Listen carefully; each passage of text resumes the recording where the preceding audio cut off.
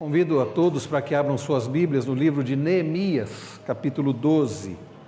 Neemias. Talvez, se você tenha acompanhado esta série desde o início, já há alguns meses, talvez você já tenha uma grande facilidade para encontrar o livro de Neemias. Se não, é só você abrir em Salmos e voltando um pouquinho, você vai chegar em Neemias. Neemias, capítulo 12. Neemias, capítulo 12. Já estamos quase chegando ao fim. Estamos no penúltimo capítulo. Neemias, capítulo 12.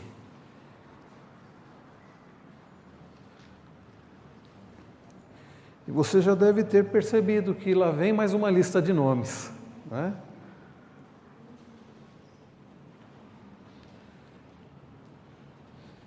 Eu vou fazer um pouquinho diferente hoje na leitura. Eu vou explicar para vocês essa divisão, eu vou falar da divisão e vou ler os nomes. Os 9 primeiros versículos, meus irmãos, dessa lista, listam os nomes de famílias dos sacerdotes e dos levitas que retornaram do exílio, retornaram da Babilônia, sob a liderança de Zorobabel.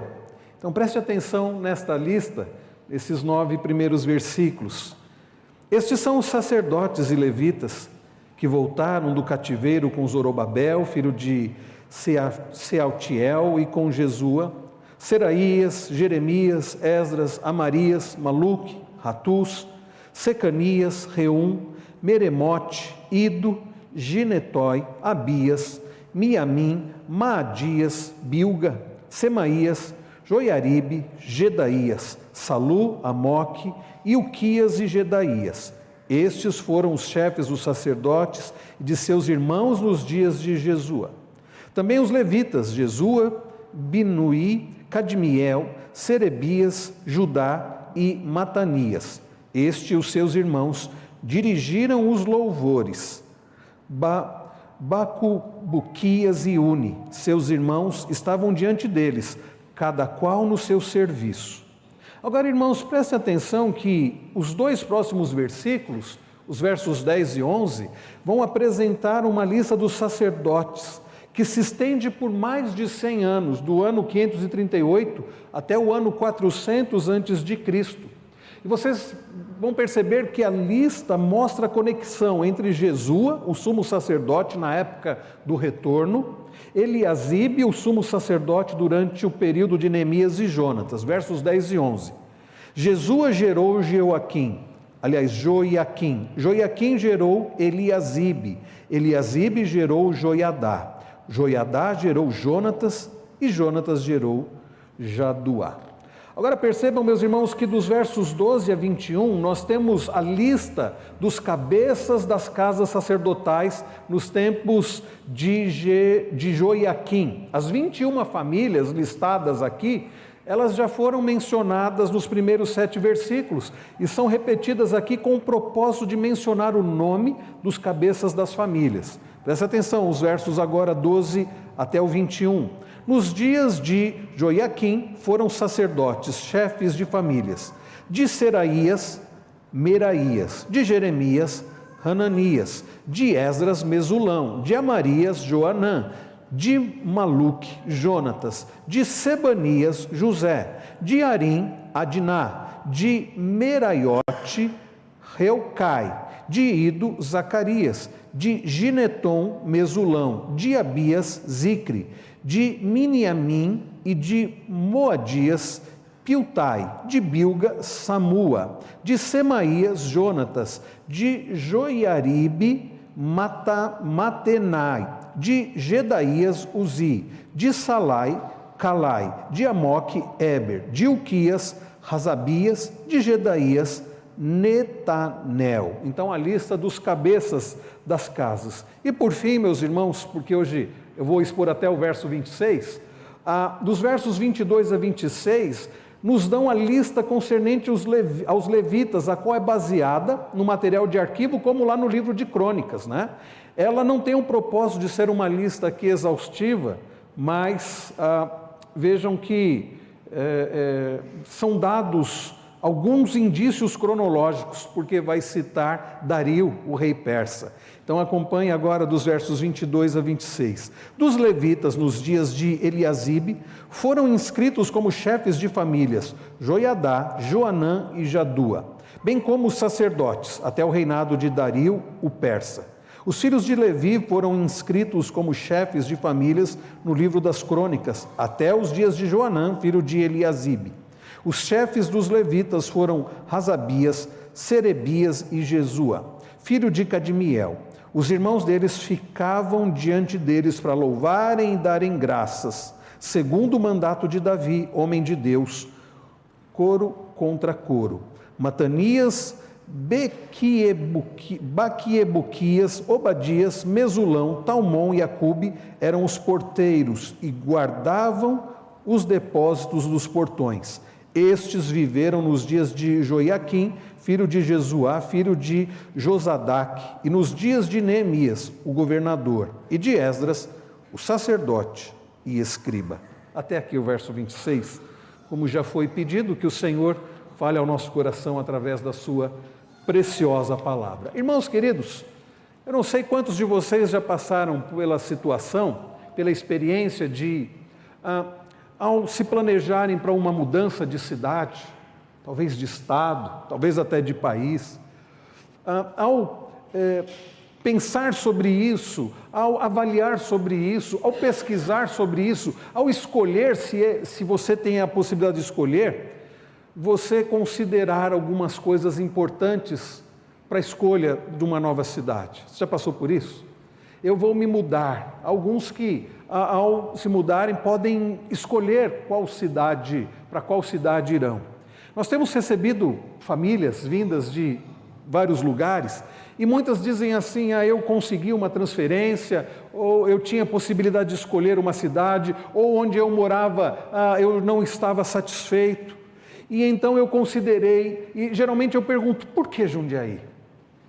E muitos dizem assim: porque ao pesquisar sobre cidades, eu encontrei Jundiaí como um dos maiores índices de IDH, é o Índice de Desenvolvimento Humano, é isso, né? Eu considerei a estrutura da cidade. Ao escolher uma cidade como Jundiaí, eu considerei, aqueles que têm filhos consideram o quê? Escola. Eu considerei se a cidade tem boas escolas, eu considerei se a cidade tem hospitais, eu considerei se a pessoa está em busca de trabalho, se tem muitas oportunidades de trabalho. Eu considerei muitas coisas. Se você já passou por isso, pense o que você considerou na hora de escolher uma nova cidade, uma nova região. Ou pense agora, se você pudesse escolher uma cidade, você tivesse que sair de onde você está, eu espero que você esteja satisfeito onde você está, mas o que você levaria em consideração nessa escolha de uma nova cidade? O que você levaria em consideração? Estrutura da cidade? Se tem hospitais, se tem escolas, se tem shopping center? Os mais jovens, os adolescentes, acho que pensariam nisso, né? O que você levaria em consideração? Será que você pensaria uma igreja bíblica? Será que você consideraria um lugar para que eu possa adorar ao Senhor? Um lugar onde haja outros que pertencem ao Senhor e eu possa adorá-lo? Um lugar onde eu possa aprender da palavra do Senhor? Um lugar onde minha família seja edificada e abençoada e possa aprender da palavra do Senhor? Um lugar onde minha família poderá adorar ao Senhor? Será que você consideraria isso? Será que isso estaria na sua lista, numa das coisas principais, acima de estrutura da cidade, em termos de hospitais, em termos de os mais gerais, ou não? Sabe, queridos, deveria estar. Ao considerarmos um novo lugar para morar, uma das principais coisas, se não a principal que deveríamos considerar há um lugar de adoração, há um lugar onde eu e minha família poderemos adorar verdadeiramente ao Senhor e ouvir a sua palavra, há uma igreja bíblica. Essa deveria ser uma das coisas principais, se não a principal, ao buscar um lugar para morar, seja naquele local ou um local próximo. Talvez não haja uma igreja bíblica onde você vai exatamente na cidade, mas próximo. O que você não poderia é ir para um lugar onde não haja uma igreja bíblica, porque isso faz toda a diferença. Sabe por que eu estou dizendo isso? Porque ao olharmos para esta lista de nomes, mais uma vez não é uma lista qualquer, ou não são apenas nomes jogados. Como eu disse a vocês, há aqui uma ordem e há um propósito, porque se vocês se lembrarem, como nós vimos no capítulo 11, domingo passado, o que está acontecendo aqui é que a cidade de Jerusalém, outrora destruída, outrora em opróbrio, em miséria, em vergonha, havia sido restaurada, muros restaurados, portões restaurados, templo restaurado, e o povo de Deus, o coração restaurado. E se vocês se lembrarem do que nós vimos até o capítulo 11, o livro da lei já havia sido lido, o povo já havia sido impactado pela palavra do Senhor, o povo já havia confessado os seus pecados e, mais recentemente, como vimos no domingo retrasado, o povo já havia inclusive feito uma aliança com o Senhor, prometendo servir ao Senhor, prometendo obedecer aos seus mandamentos. E como nós vimos no domingo passado, ao olhar para o capítulo 11, o que está acontecendo exatamente aqui é que a cidade de Jerusalém agora estava sendo repovoada. A cidade tinha os seus muros restaurados, os seus portões restaurados, o templo ali, mas faltavam pessoas. E nós vimos no domingo passado, ao olhar para o capítulo 11, o grupo de pessoas que o próprio Deus, através dos sorteios que foram feitos, o próprio Deus designou para que fossem para Jerusalém, para que povoassem Jerusalém, para que a obra do Senhor fosse feita. E ao olharmos, queridos, agora para o capítulo 12, nesses 26 primeiros versículos, nós temos aqui a lista, como nós lemos no início do verso 1, dos sacerdotes e levitas que voltaram do cativeiro com Zorobabel. Irmãos, por que é que Neemias faz questão de deixar para nós essa lista de nomes, que talvez à primeira vista você olhe e diga, não tem nada a ver com a minha vida? Por que é que temos na Bíblia, a palavra de Deus, essa lista de nomes? Com certeza não é por acaso. E uma das primeiras coisas que eu percebo como propósito do Senhor é porque esses nomes registrados aqui dos sacerdotes, dos levitas, que foram eminentes entre os judeus, têm como propósito mostrar para nós a importância daqueles ofícios nos dias de Neemias e a importância dos ofícios que temos na igreja do Senhor Jesus hoje. Eu vou repetir, esta lista, meus irmãos, mostra para nós a importância dos ofícios dos levitas, dos sacerdotes, e vai nos mostrar a importância de levarmos em consideração os ofícios que Deus deixou para a sua igreja hoje. Vejam comigo, ele vai trazer aqui esta lista, esse registro nesses 26 versículos, demonstra o quanto Neemias honrou o ofício sacerdotal e o trabalho dos levitas. E percebam, queridos, que ao registrar todos esses nomes aqui, dos levitas, dos sacerdotes, Neemias não tem como propósito maior honrar aquelas pessoas. Ainda que a Bíblia diga a quem honra, honra, ainda que esses nomes ficaram registrados e isso sirva de uma honra para eles, o propósito maior de Neemias, ao registrar esses nomes, é dar a honra ao Senhor. Porque pensem comigo, é uma honra que não era tributada aos indivíduos em si, ainda que os nomes tenham sido registrados. Mas por que, queridos, que ao termos este registro de todos esses nomes, alguns difíceis, os irmãos perceberam que eu me atrapalho até em ler alguns nomes, porque não são fáceis, né? Ainda bem que a Maressa e o Lucas já escolheram o nome do Tito, né? Porque senão ficaria aqui algumas opções para eles. Mas o fato é que esta lista, ela está aqui na Bíblia para mostrar, não para trazer honras àquelas pessoas que já estão com o Senhor há tantos e tantos anos, mas para mostrar a honra desses ofícios, a saber, o ofício sacerdotal e o ofício levita. Quem constitui o ofício para ser servido, o ofício para o serviço da casa de Deus? Quem foi? Não foi Neemias, não foi Esdras, não foi Zorobabel. Quem constituiu aquelas pessoas para aqueles ofícios de sacerdotes e levitas foi o próprio Deus. Deus quem estabeleceu os sacerdotes e deixou claro na lei do Senhor quem poderia ser sacerdote, as características de alguém para ser sacerdote. Para ser um levita, precisava ser da tribo de Levi também. Então foi Deus quem escolheu quem seriam os sacerdotes, escolheu a tribo de Levi e deu a eles tarefas. Sabe, irmãos queridos, Essa lista, como disse bem o reverendo Ellerson Duarte, demonstra o reconhecimento de que Deus coloca sobre o povo da aliança líderes espirituais que devem instruir o povo e conduzir o povo em adoração. Eu digo que o povo da aliança no Antigo Testamento tinha sacerdotes e levitas, ofícios importantíssimos. Se você se lembrar, os sacerdotes, eles tinham a função de serem como que intermediários entre Deus e o povo. Eles serviam para buscar ao Senhor, representando o povo diante do Senhor, oferecendo sacrifícios ao Senhor, em favor da expiação dos pecados do povo, em favor do perdão dos pecados do povo. O sacerdote precisava cumprir algumas regras, não podia estar com uma vida em pecado, precisava se purificar também para oferecer sacrifícios, e então eles ofereciam todos aqueles sacrifícios, e eles também colocavam diante do Senhor, e eles buscavam também ao Senhor e respondiam ao povo. O ofício sacerdotal era muito importante para a pureza do povo de Deus, para a santidade do povo de Deus. E se vocês se lembrarem, os levitas também tinham grande importância. Eram os levitas que cuidavam de toda a parte de adoração, que cuidavam do culto, que cuidavam de toda a parte do culto, que cantavam, que conduziam a adoração. Grupo de música não são levitas, porque os levitas faziam muito mais do que cantar. Mas fato é, meus irmãos, que aqueles ofícios eram muito importantes. E os sacerdotes, vejam que os sacerdotes e levitas serviam a Deus, e serviam a Deus também servindo ao povo.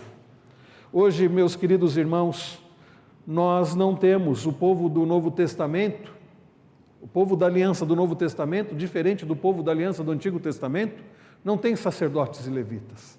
Como eu disse, quem canta aqui na frente não é levita, são apenas irmãos que auxiliam na condução à adoração, mas diferente dos levitas, eles não cuidam de todo o culto, de todo o sistema sacrificial. Hoje nós não temos levitas, nós não temos mais sacerdotes. Se você já leu Hebreus, ou se você acompanhou a série que nós tivemos de exposição do livro de Hebreus, da carta aos Hebreus, você percebeu que tudo aquilo do Antigo Testamento relacionado às leis cerimoniais, às leis sacrificiais, aos sacerdotes, foi cumprido em Cristo Jesus. Aquele que o autor de Hebreus chama de sumo sacerdote, aquele que na cruz do Calvário, o Cordeiro de Deus que tira o pecado do mundo, ofereceu de uma vez por todas um sacrifício completo, um sacrifício perfeito, um sacrifício suficiente para o perdão dos nossos pecados. Irmãos queridos, se no Antigo Testamento os sacerdotes precisavam de tempos em tempos oferecer sacrifícios, hoje não é mais necessário, porque Cristo na cruz pagou todo o preço, e aqueles que estão em Cristo, para eles não há nenhuma condenação, como Paulo escreve em Romanos 8:1. Então, diferente do Antigo Testamento, nós não temos sacerdotes hoje. Jesus é o nosso sumo sacerdote.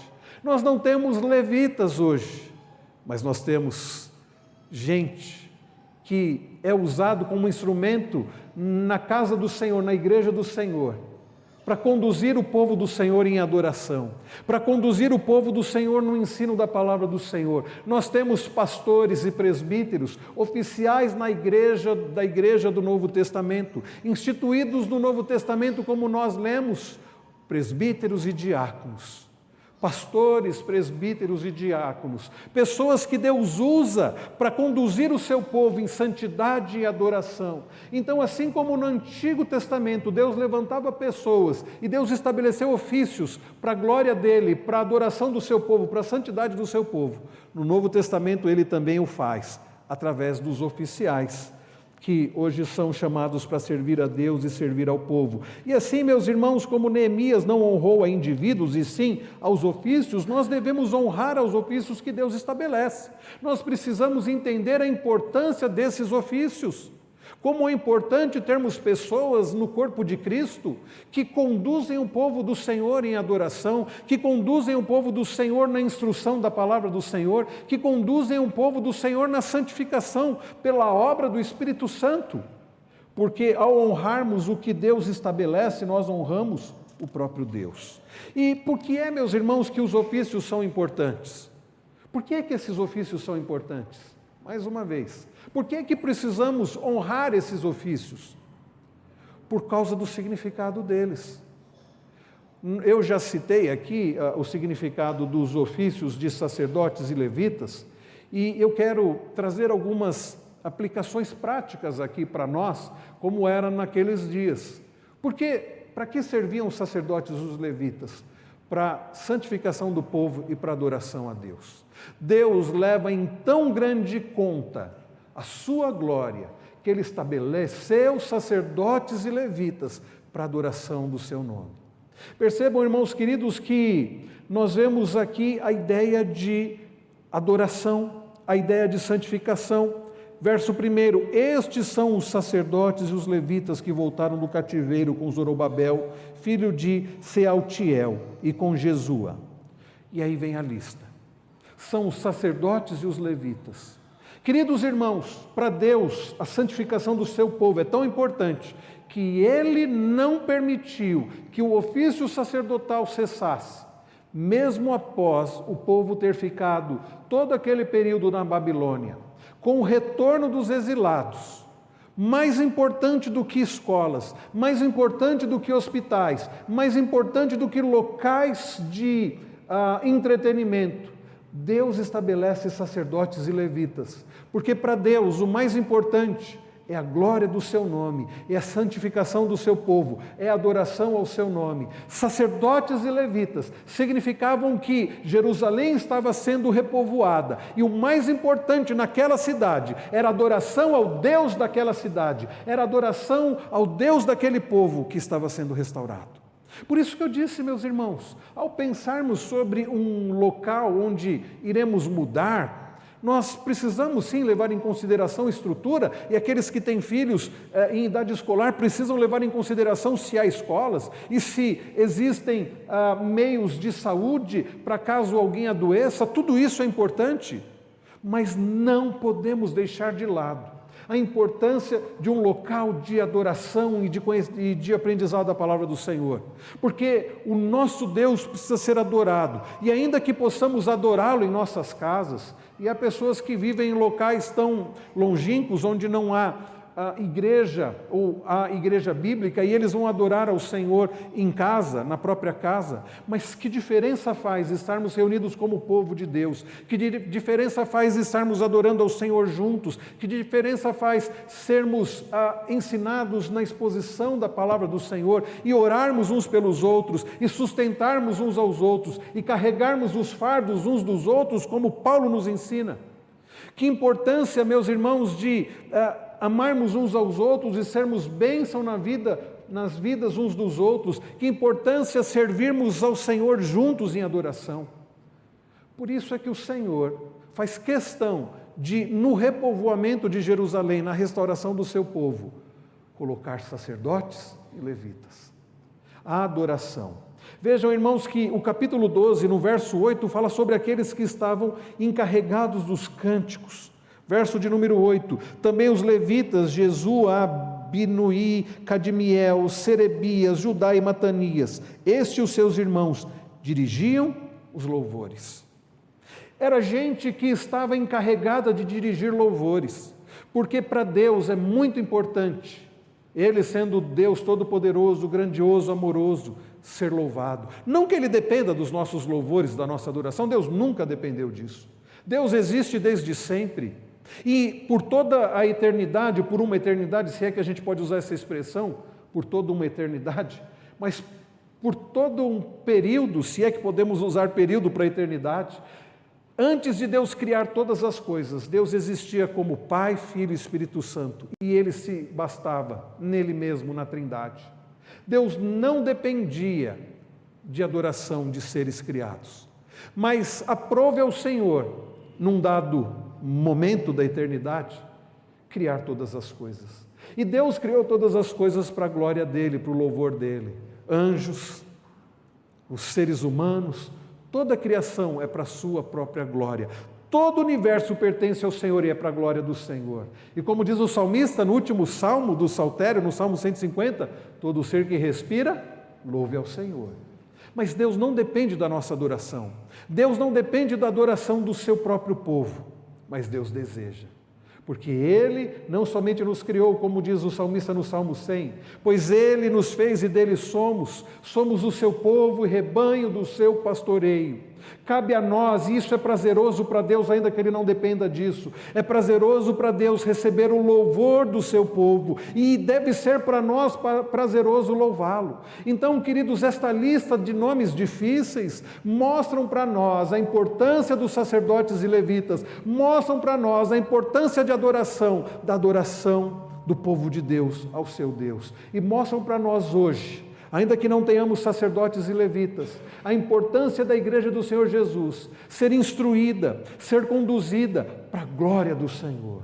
E quando o povo do Senhor se reúne no dia do Senhor e em ajuntamento solene adora o Senhor, isto é agradável ao nosso Deus e devemos priorizar isso. É por isso, irmãos, que nós devemos levar tanto a sério guardar o dia do Senhor. É por isso que devemos levar a sério não deixarmos de congregar, como o autor aos Hebreus escreve. É por isso que devemos levar a sério o culto e como cultuar, e não conforme nós queremos ou achamos ou as pessoas fazem, mas conforme a Bíblia prescreve.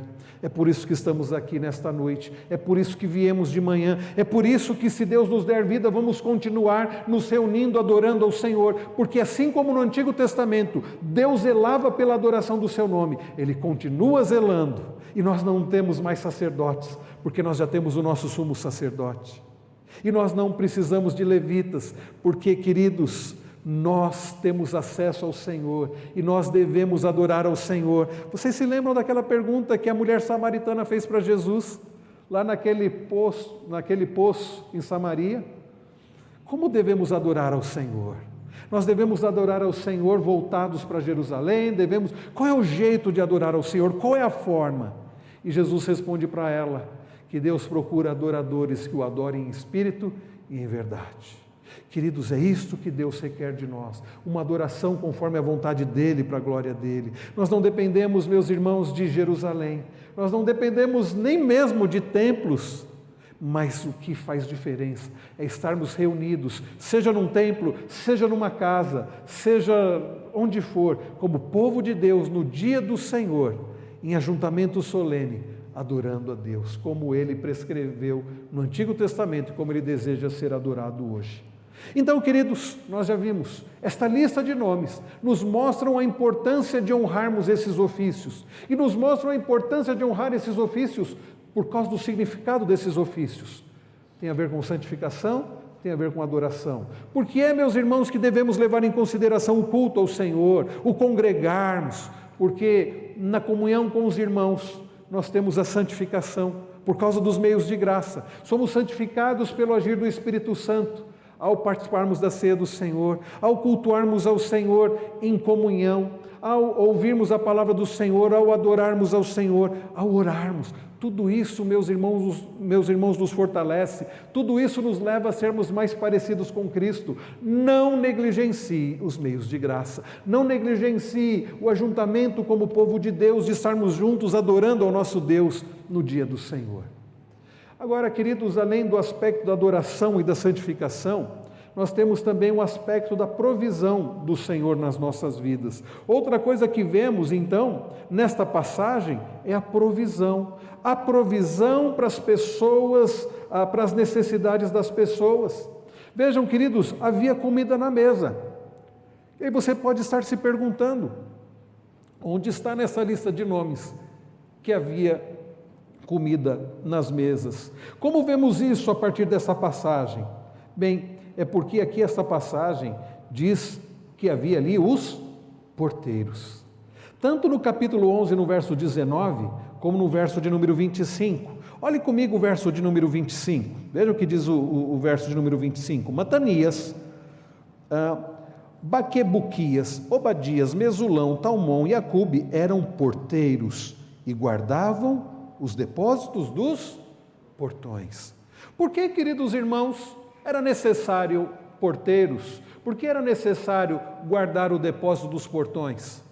Porque ali havia comida. Queridos, este texto nos mostra que O fato de haver porteiros ali guardando o portão dos depósitos mostra que havia comida para o povo de Deus.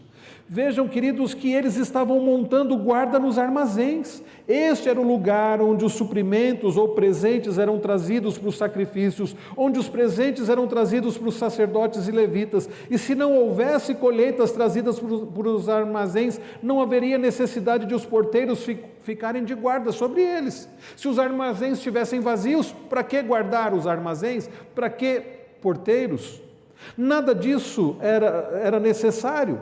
Não precisava haver pessoas em adoração e provisão em Jerusalém. Na verdade, meus irmãos, basicamente tudo isso havia desaparecido menos de 150 anos antes. Antes dos eventos desse capítulo, o povo havia sido derrotado e levado para o exílio. E é por isso que lá no início do capítulo 1 do livro de Neemias, nós lemos que chega aos ouvidos de Neemias que Jerusalém estava em miséria e grande vergonha. Não havia comida, mas agora, com a restauração do povo de Deus, Deus estava provendo para eles alimento. Deus estava provendo alimento para o sacrifício, para a adoração, estava provendo alimento para o próprio povo. Queridos, isto é a restauração. Como é maravilhoso servirmos um Deus que é o Deus da provisão, é o Deus que nos sustenta, é o Deus que nos dá aquilo que nos é necessário para a vida. Daí Jesus nos ensinar a orar, dizendo: Pai nosso que estás nos céus, santificado seja o teu nome, venha o teu reino, seja feita a tua vontade. E aí Jesus nos ensina a orar pedindo o pão nosso de cada dia. Porque, queridos, Ele é o Deus da provisão. E é por isso que nós oramos, não porque Deus não saiba das nossas necessidades, mas para mostrar que nós confiamos no Deus da provisão. E ao pedir o pão, e a ideia ali de pão, lá em Mateus 6, é a ideia de tudo aquilo que é necessário para a nossa vida. É a provisão para podermos continuar vivendo. Então, ao pedir o pão de cada dia, nós estamos pedindo o alimento, nós estamos pedindo saúde, nós estamos pedindo sustento, tudo que nos é necessário para a nossa vida. E fazemos isso porque confiamos no Deus da provisão. Algumas vezes parece que nós confiamos mais na provisão de Deus do que no Deus da provisão. E ficamos ansiosos, será que vai ter, será que não vai ter? E lá em Mateus 6, Jesus nos ensina a não andarmos ansiosos por coisa alguma. Depois de Jesus nos ensinar a orar pedindo o pão de cada dia, Jesus diz assim, a partir do verso de número 25, não andem ansiosos por coisa alguma, nem por aquilo que vocês vão comer ou beber, nem por aquilo que vocês vão vestir, porque Deus, o Pai perfeito, sabe que vocês precisam de tudo isso, e o Senhor, o Deus perfeito, que alimenta as aves, que veste a erva do campo, quanto mais não vai alimentar os seus filhos e vestir os seus filhos. Daí Jesus dizer que não devemos andar ansiosos pelo dia de amanhã, e que devemos buscar o reino de Deus e a sua justiça, ao invés de ficarmos ansiosos, porque nós temos um Deus que supre as nossas necessidades. Nesta lista, ao citar os guardas dos portões, nós aprendemos que nós temos um Deus que provê as nossas necessidades. Na restauração do seu povo, depois de Jerusalém ficar em miséria, não porque Deus não tinha poder para suprir, mas porque Deus estava corrigindo o seu povo, ao enviar o seu povo até Nabucodonosor na Babilônia. Não porque Deus não é zeloso, mas porque Ele é o Pai amoroso que disciplina o filho a quem ama. Agora, na restauração do seu povo, Deus está dando do seu alimento, da sua provisão, como nunca faltou. Ou vocês acham que no cativeiro o povo ficou desprovido? Deus usou a Babilônia para cuidar do seu povo. E depois o Império Persa para cuidar do seu povo. Porque Ele usa até os ímpios para cuidar de nós. Ele não é maravilhoso? Queridos, então nós temos a provisão das mãos de Deus, seja quem Ele use, seja como Ele nos dá, Ele dá a provisão. Ele dá a provisão para o seu povo e para a adoração do seu nome. Agora, vejam, se você olhar para a sua vida e se você fizer uma avaliação da sua vida, não uma avaliação dos seus feitos, mas fazer como que um inventário da sua vida, você vai encontrar o quê? Fazendo um inventário da sua vida agora, você pode identificar em sua vida essas três coisas: o povo de Deus, como nós temos nessa lista, a adoração a Deus e a provisão das mãos do Senhor. Nós merecemos a provisão do Senhor, nós merecemos, queridos, a Deus nos conduzindo para a sua adoração? Não. Mas ao verificarmos a nossa vida, a nossa história, nós vamos poder, como diz aquele antigo hino, quantas bênçãos, dize quantas são, recebidas da divina mão, vem dizê-las todas de uma vez, e verá surpreso quanto Deus já fez. Ah, queridos irmãos, quanto o Senhor já fez por nós. É por isso que podemos dizer, como o salmista no salmo que lemos no início do culto, grandes coisas fez o Senhor por nós. Por isso, estamos alegres. Irmãos queridos, esta passagem está nos chamando para o contentamento, ao contentamento, chamando-nos a dizer como o salmista, grandes coisas fez o Senhor por nós, por isso estamos alegres. Mas eu quero encerrar, queridos, dizendo para vocês, mostrando para vocês sobre as promessas da aliança de Deus nesse texto. Há mais uma coisa a notar nessa passagem, e é que não só o Senhor fez grandes coisas por nós, mas Ele continuará fazendo grandes coisas por nós. Nessa passagem, se vocês observaram bem na leitura, um dos versículos que nós lemos cita Dario. Vocês perceberam aí? Verso de número 22, dos levitas nos dias de Eliasibe, foram inscritos como chefes de famílias Joiadá, Joanã e Jaduá, bem como os sacerdotes, até o reinado de Dario, o persa. E talvez você esteja pensando, o que é que tem a ver a menção do nome de Dario, o persa? Significa, queridos irmãos, que o povo que havia sido levado para o cativeiro, nos dias de Nabucodonosor, rei da Babilônia, havia passado ali naquele cativeiro todo aquele tempo, e os persas, e você deve se lembrar, se você olhar em Esdras, você vai ver isso. Ciro acaba assumindo o governo ali daquela época, o Império Persa toma o governo da Babilônia e passa a ser o grande império da época. E é justamente no reinado de Ciro que nós temos o retorno do povo, e nós vemos isso lá em Esdras, através de Zorobabel. E ao citar aqui o nome de Dario, o persa, vai mostrar que naqueles dias não havia ainda rei em Israel. Quem era o rei naqueles dias ainda era um rei persa. E por que, meus irmãos, isso deve nos chamar a atenção? Eles ainda estão sob o reinado persa, eles ainda estão sob o reinado do rei persa. De fato, lemos no capítulo 9, no versículo 36, que todas as pessoas disseram, somos escravos hoje. Se você voltar lá para o capítulo 9, você vai ver que eles estão dizendo isso, nós somos escravos hoje. Eles se consideravam escravos do Império Persa, do rei persa. E para toda a liderança sobre a qual lemos, os supervisores que encontramos nesta passagem, tudo que vemos sobre Zorobabel e Neemias, eles são governadores do povo, mas não há rei. Não há rei no trono de Israel. Jerusalém estava ali, portões restaurados, muro restaurado, templo restaurado, mas não havia rei em Israel. Não há filho de Davi sentado no trono, de acordo com as promessas de Deus. Deus havia prometido que haveria, através de Davi, um reino eterno, mas não havia rei em Israel, em Jerusalém. Na verdade, meus irmãos, há muita coisa faltando nessa passagem que não corresponde ou não atende às expectativas que a palavra de Deus havia prometido através dos profetas do Antigo Testamento. Nós só lemos sobre 3 tribos de Israel aqui, Judá, Benjamim e os levitas, como nós vimos no capítulo anterior. Judá, Benjamim e os levitas habitando em aldeias. Nada a dizer de todo Israel que será reunido como um único povo de Deus, nada com isso. Agora, sabe por que isso é digno de nota? Porque 400 anos depois, o que aconteceu? Em Belém, nasceu da raiz de Davi, o Messias, aquele que havia sido prometido por todo o Antigo Testamento. Nasceu, queridos, o Rei dos Reis, o Senhor. Nos é dito lá em Mateus capítulo 1 que Jesus é a descendência de Zorobabel, ele é da família do rei Davi, ele é da tribo de Judá, ele é o Cristo, o Messias esperado. Nessa lista, que cita Dario, mostra que estava faltando algo, mas alguém que já era esperado e que Deus não deixaria de forma alguma de suprir a maior necessidade do seu povo, que não eram de sacerdotes humanos nem de levitas, mas do nosso sumo sacerdote, o Cordeiro de Deus que tira o pecado do povo.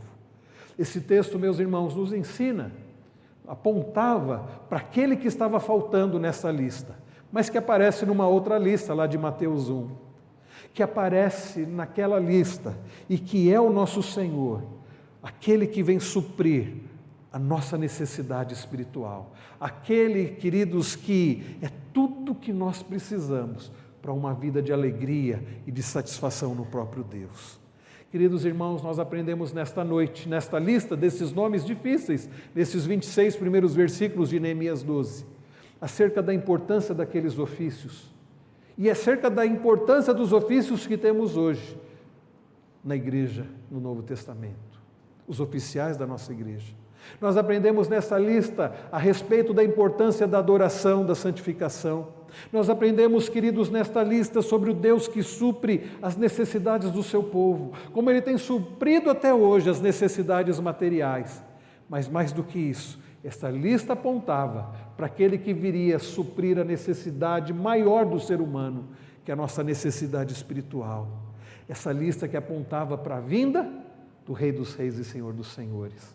Essa passagem, você vê, nos dá esperança. Isso nos dá esperança porque onde não vemos rei aqui, agora sabemos que o Rei Jesus está no trono e Ele reinará para todo sempre e um dia Ele virá nos buscar.